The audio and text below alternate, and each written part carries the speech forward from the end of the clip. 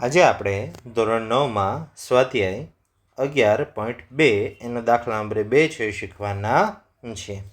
હવે એની અંદર કહે છે કે ભાઈ આપેલા વ્યાસ પરથી ગોળાની વક્ર સપાટીનું ક્ષેત્રફળ શોધો। એટલે નીચે જે આપણને ત્રણ વસ્તુ આપી છે એ ત્રણેયના વ્યાસ આપ્યા છે આખા ગોળાના, અને એના આધારે આપણે વક્ર સપાટીનું ક્ષેત્રફળ છે ગોતવાનું છે। તો સૌથી પહેલાં સૂત્ર યાદ કરી લઈએ કે ભાઈ ગોળાની વક્ર સપાટીના ક્ષેત્રફળનું સૂત્ર શું થાય? 4πr²। એટલે એમાં આપણે ત્રિજ્યાની જરૂર પડશે, પણ અહીંયા તો બધી જગ્યાએ આપણને વ્યાસ આપેલા છે, એટલે સૌથી પહેલાં વ્યાસ ઉપરથી ત્રિજ્યા શોધી અને પછી આપણે આ દાખલો ગણવાનો છે। શરૂઆત કરીએ દાખલા નંબર 1થી। લખીએ કે ગોળા માટે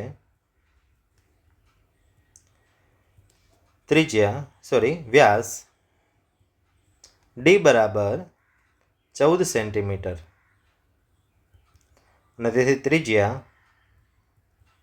આર બરાબર કેટલી થશે? તો કે વ્યાસ કરતાં અડધી, અને કોઈ પણ અડધો કરવા માટે આપણે શું કરીએ છીએ કે 2 વડે ભાગી નાખીએ છીએ, એટલે 14/2 એટલે 7 સેન્ટીમીટર છે એ થશે। ચલો હવે આપણે ગોળાની વક્ર સપાટીનું ક્ષેત્રફળ શોધી લઈએ। લખીએ કે ગોળાની વક્ર સપાટીનું ક્ષેત્રફળ બરાબર 4πr²। કિંમત લખીએ 4 ગુણ્યા પાઈની કિંમત તો કે 22/7 ગુણ્યા આરની કિંમત તો કે 7, પણ અહીંયા આરનો વર્ગ છે એટલે 7 7 2 વખત આવશે। ચલો 7 7 ઉડાડી દઈએ। હવે જે વધ્યું છે બધાને ગુણાકાર કરી નાખીએ।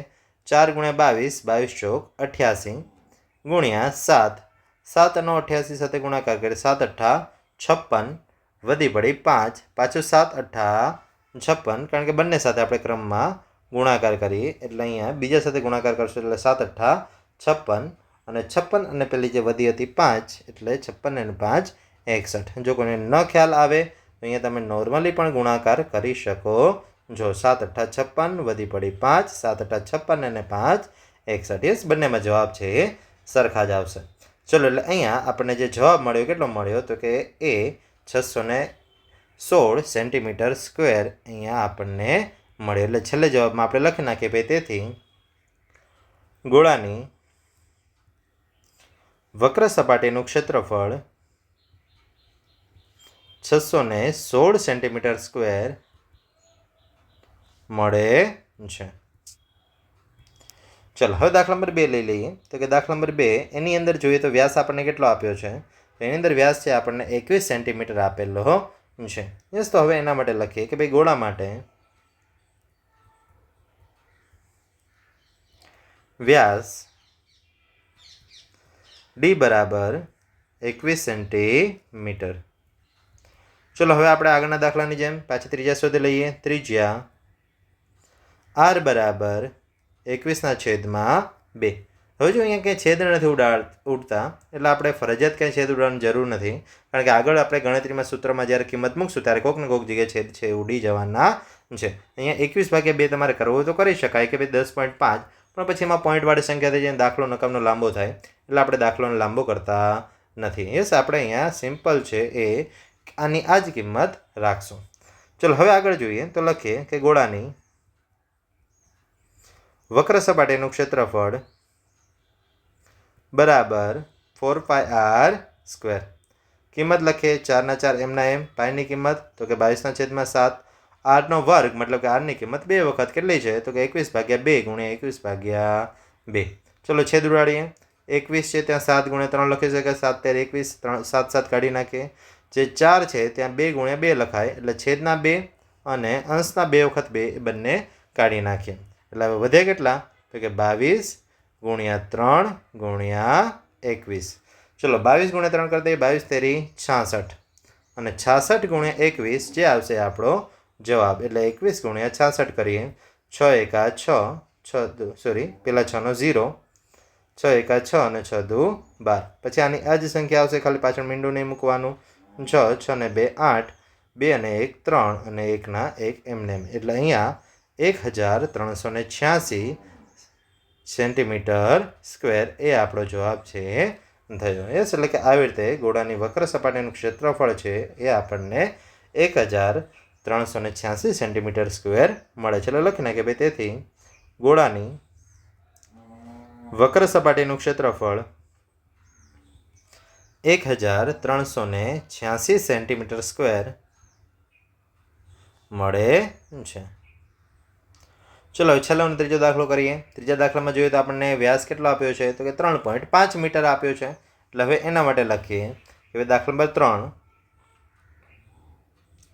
તો કે ગોળા માટે વ્યાસ ડી બરાબર કેટલા આપેલા છે તો કે આપણને અહીંયા આપેલા છે 3.5 મીટર। યસ, એટલે અહીંયા લખીએ 3.5 મીટર। તેથી ત્રિજ્યા અડધી થઈ જાય એટલે લખીએ ત્રિજ્યા આર બરાબર 3.5 ભાગ્યા 2 અને સાથે સાથે આપણે પોઈન્ટ પણ કાઢી નાખીએ આગળના દાખલાઓની જેમ। એટલે અહીંયા 35 અને છેદમાં 20 મીટર થશે। ચલો હવે આપણે સૂત્ર લખીએ અને સૂત્રમાં કિંમત લખીએ તો કે લખીએ ગોળાની વક્ર સપાટીનું ક્ષેત્રફળ બરાબર 4πr સ્ક્વેર। કિંમત લખીએ 4 એમના એમ, પાયની કિંમત તો કે 22/7,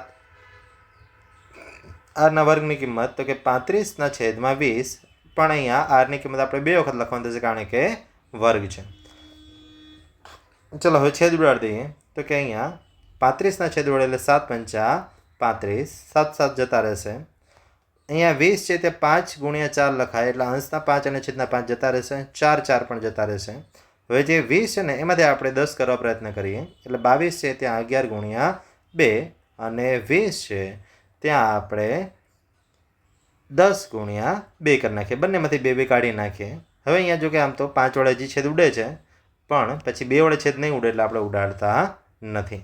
યસ, ચલો એટલે અહીંયા વધ્યા કોણ તો કે અંશમાં 11 ગુણ્યા 35 વધ્યા અને છેદમાં વધ્યા 10 એટલે 11 ગુણ્યા 35 કરી છેલ્લેથી એક અંક પહેલાં આપણે પોઈન્ટ મૂકી દઈશું એટલે 35 ગુણ્યા 11, 1 નો 0, 1 પંચા 5, 1 તેરી 3, પાછા અહીંયા 35 જ આવશે, 5, 3 ને 5, 8 અને આગળ 3 ના 3 એટલે અહીંયા 385 છેદમાં 10।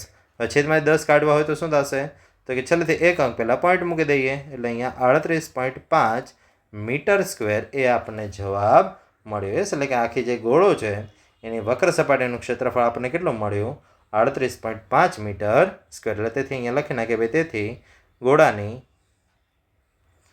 વક્ર સપાટીનું ક્ષેત્રફળ 38.5 મીટર સ્ક્વેર મળે છે। યસ, એટલે અહીંયા આપણો દાખલો છે એ પૂર્ણ થાય છે। Thank you.